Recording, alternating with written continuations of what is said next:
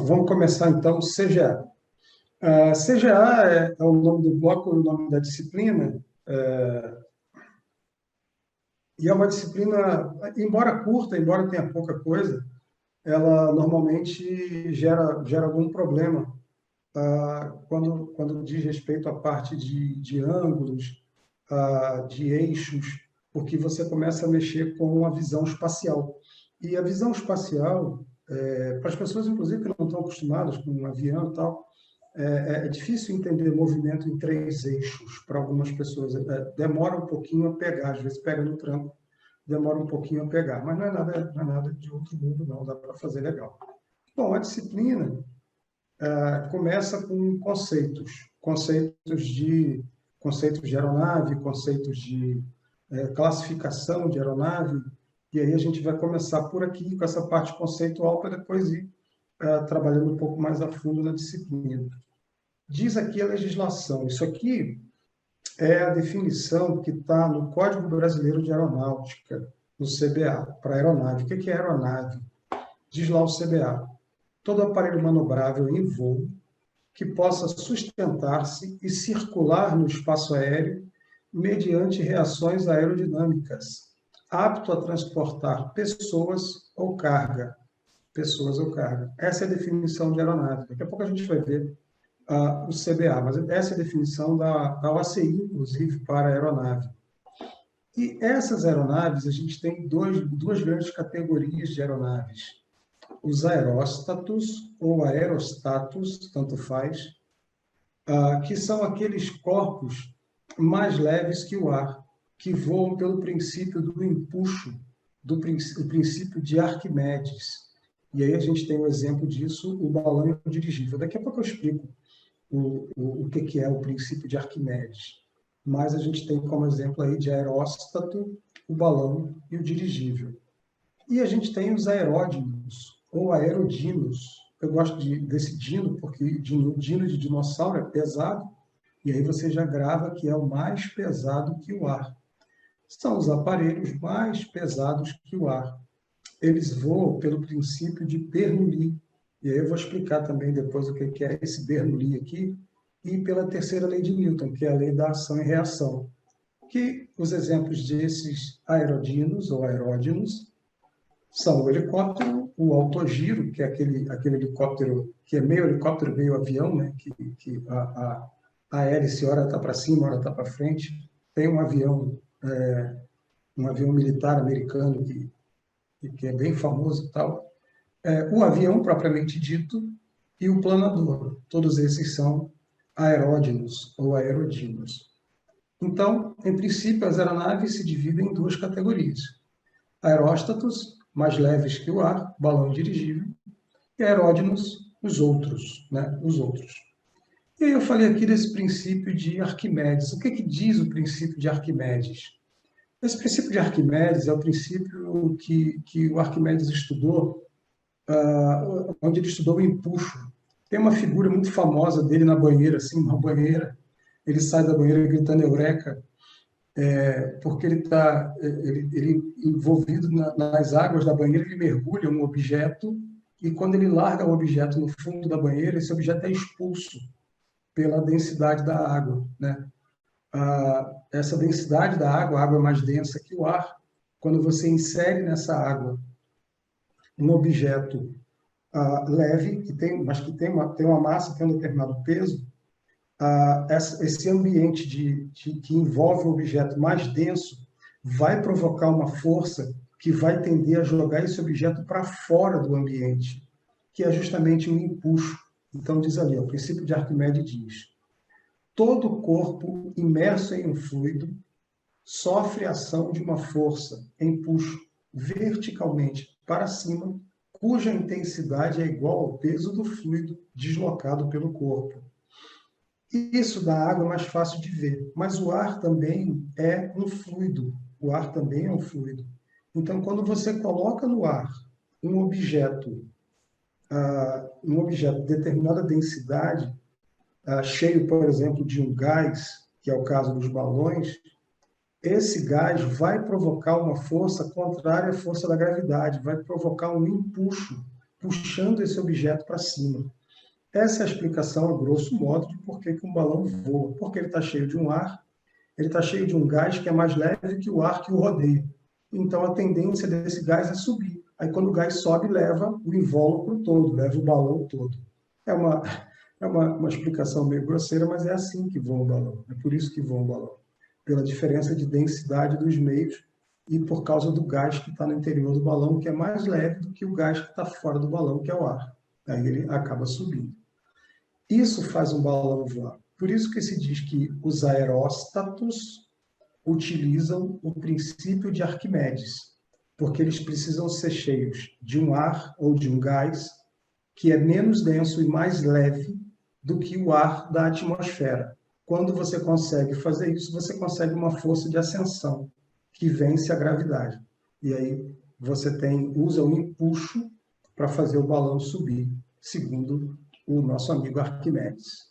Essa é a explicação para isso. Então, vamos lá. Falando ainda dos aeróstatos que se movimentam segundo Arquimedes. Esses aeróstatos, eles se dividem em balões, e os balões eles podem ser livres, que é aquele balão que você solta e só Deus sabe onde ele vai parar.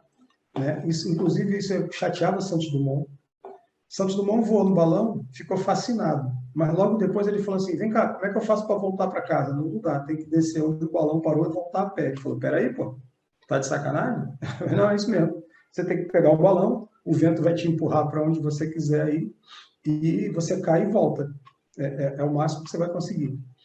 Ele falou, beleza, deixa comigo. E ele resolveu o problema. Mas depois a gente falou do Santos Dumont. Ah, não, você já sabe. Ele inventou a dirigibilidade, ele criou a dirigibilidade do balão por causa disso.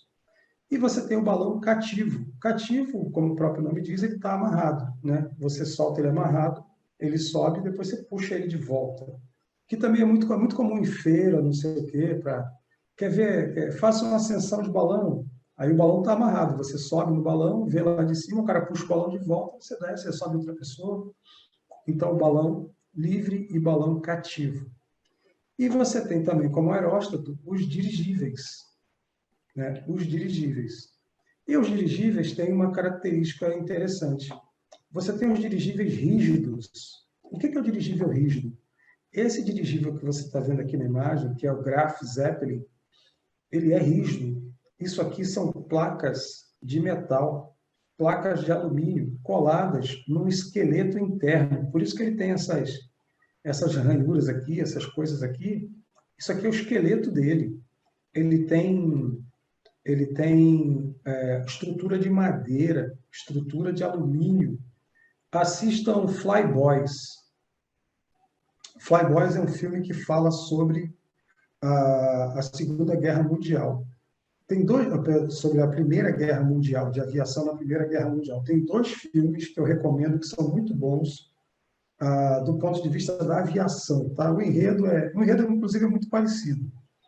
O Flyboys e o outro é Sob um Céu Azul Escuro, que é praticamente a mesma história do Flyboys. Eles são... O Sob o Céu Azul Escuro, eu acho que é europeu, e o Flyboys é americano, é Hollywood. Mas os dois mostram cenas, batalhas de aviões da Primeira Guerra contra dirigíveis, e ele mostra o dirigível por dentro. Então você vê essa estrutura rígida do dirigível, você vê as placas de metal do dirigível. Né? Por isso que, inclusive, você tem o Led Zeppelin, né? O Led aí está se referindo ao metal, né? da cobertura do Zeppelin. Né? O Chico Buarque fala em Geninho Zeppelin, ele fala do Zeppelin prateado.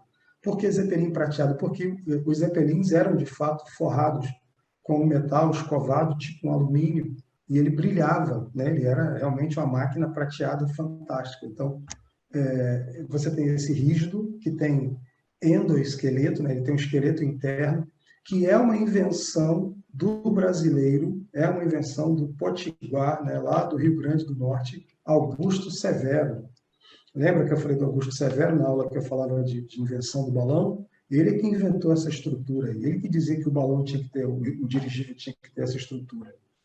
E você tem o dirigível semirrígido. Esse semirrígido, a gente tem esses que estão sempre fazendo cobertura aí cobertura de evento e tal, né? Tem muitos desses aqui voando na Europa, aqui, inclusive, de vez em quando aparece um por aqui. Esses zeppelins aqui, eles são semi-rígidos, eles têm uma estrutura mais ou menos, não chega a ser um esqueleto completo, não.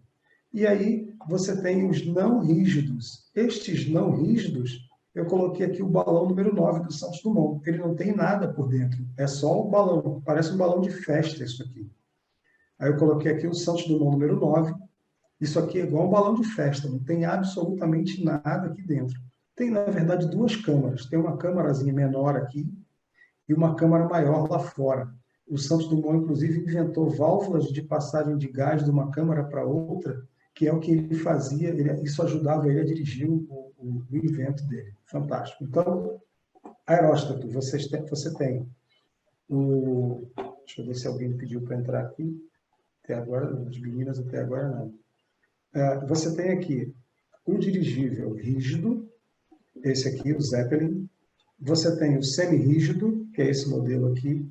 E você tem o não rígido, que é igual um balão de festa. Quando esvazia, ele murcha todo. Dá para dobrar e botar na mala do carro, que é esse aqui do Santos Dumont. Tá?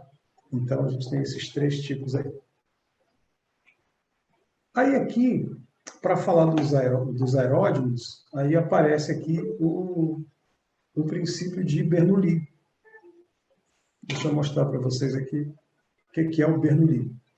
O princípio de Bernoulli diz o seguinte: você está vendo aqui um tubo de uma determinada largura.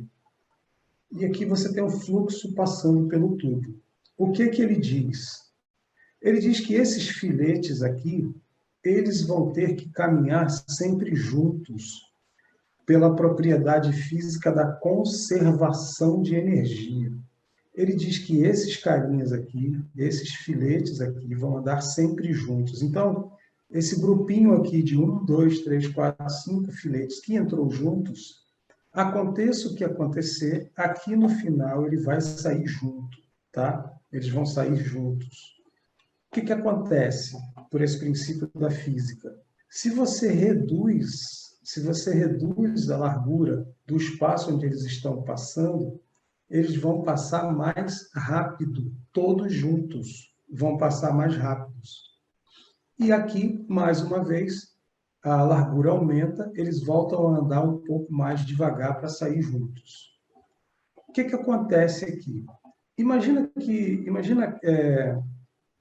Eu gosto de usar o exemplo aqui, imagina que isso aqui seja uma saída de colégio, aqueles corredores de saída de colégio, um monte de alunos saindo junto ali no colégio, né? Se o fluxo estiver muito parado, a galera vai se escorar nas paredes, né? Vai fazer força nas paredes, vai fazer pressão nas paredes, tá? Vai fazer pressão nas paredes. Por outro lado, se o fluxo for muito rápido, você tem pouco tempo de se escorar, você não vai se encostar na parede, você vai passar direto, né? Você não vai ter tempo de... Está todo mundo muito rápido, você não vai encostar na parede. Mesmo que você encoste, você não vai ter tempo de fazer força nessa parede do tubo. Isso significa o seguinte: com baixa velocidade, o fluxo faz uma alta pressão nessas paredes aqui, porque ele tem tempo de pressionar essas paredes. Então, a pressão aqui, ela é maior. Essa pressão chama-se pressão estática. A pressão estática é maior aqui no tubo, aqui na parede do tubo. Quando a velocidade aumenta, o líquido, o fluxo, passa mais rápido. Ele tem menos tempo de fazer força nessas paredes aqui. Isso diminui a pressão estática. Por quê? Porque ele tem pouco tempo para ficar parado. Se ele tem pouco tempo para ficar parado, ele faz pouca pressão. Aqui, a largura volta, a velocidade diminui e ele volta a ter tempo de fazer pressão nas paredes. A pressão estática volta a aumentar. Só que a gente tem dois tipos de pressão: a pressão estática e a pressão dinâmica. A pressão estática, ela aumenta com a velocidade, ela diminui com a velocidade, né? Ela aumenta quando está lento e ela diminui quando está rápido, o que acontece aqui nesse meio. A pressão dinâmica é exatamente o contrário. A pressão dinâmica tem a ver com a velocidade. Tem a ver com a velocidade.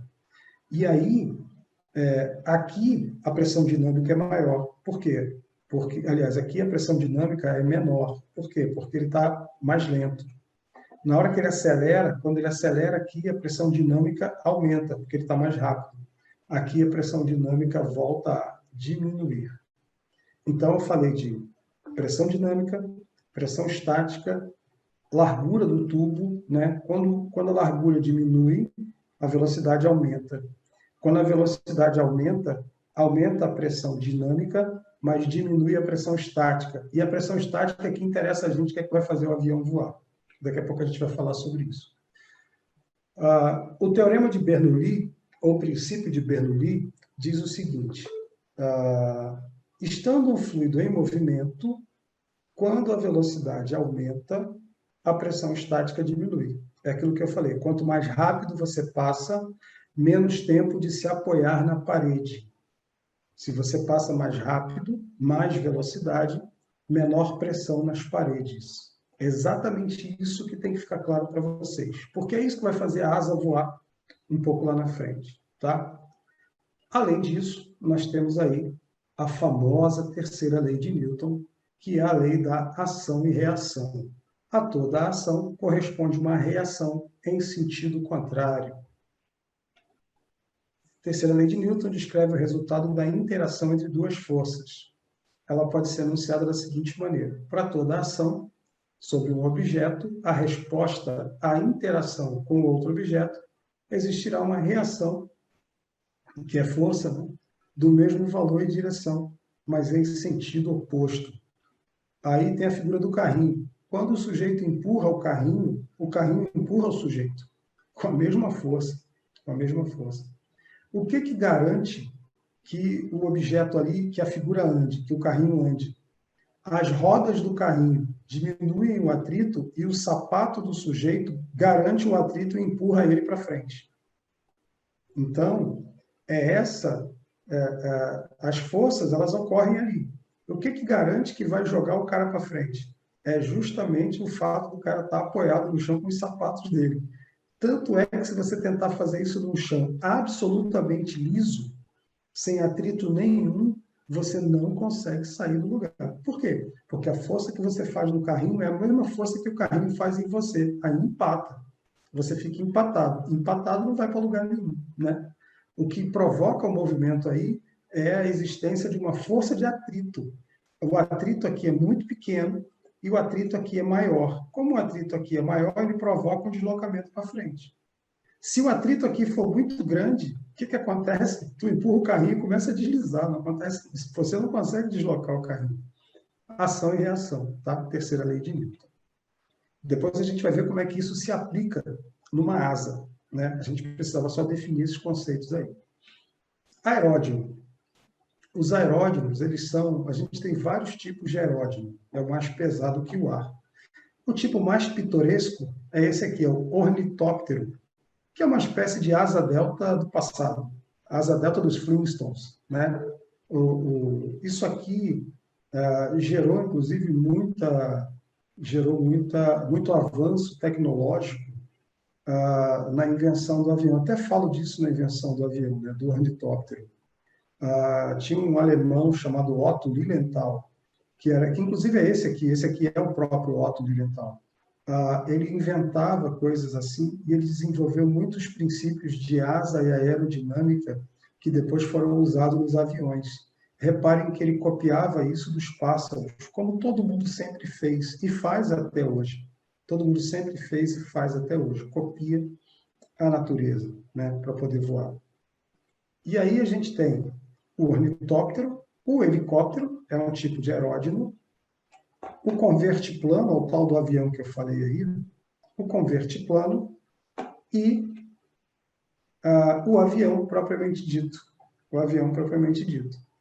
O avião é o mais famoso dos aeródinos, mas a gente não pode esquecer que a gente tem o ornitóptero, o helicóptero, o convertiplano e o avião.